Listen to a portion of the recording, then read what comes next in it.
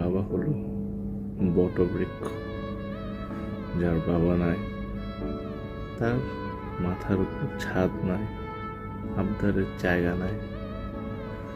যে মানুষটা আপনার সকালের নাস্তা থেকে রাতের খাবার জোগানের কাজ করত, যে মানুষটা চিন্তা করত আপনি হয়তো কিছু করতে পারবেন না, আপনার কষ্ট হবে, আজকে সে বাবা কবরে শুয়ে কি দেখতে পাচ্ছে তার সন্তান কত কাজ করে, যে কাজগুলি নিয়ে সে ভীতু হতো এই কাজগুলি সে করতে পারবে নাকি, আজকে তার থেকে অনেক অধিকতর অনেক কষ্টের কাজ সে করে। তার উপরে দায়িত্ব, বাবাকে কবর থেকে সেটা দেখতে পায়।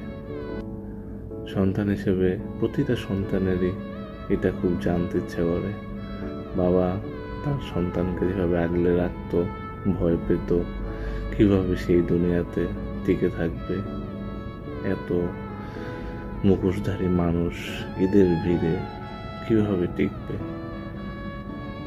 সে কি কবর থেকে এটা দেখতে পায় তার সন্তান কিভাবে ছোট ছোট কষ্ট থেকে বড় বড় কষ্টগুলো সহ্য করে এই দুনিয়াতে টিকে থাকে।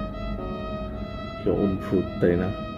প্রিয় জিনিসগুলিকে ছেড়ে দিতে হয়, হারায় যায় প্রিয় জিনিসগুলি। সারা জীবন একটা মানুষ একটা মানুষকে লালন পালন করে, এরপর যখন তার সুখ করার সময় আসে সেই মানুষটা হারায় যায়। কি অদ্ভুত আমাদের জীবন।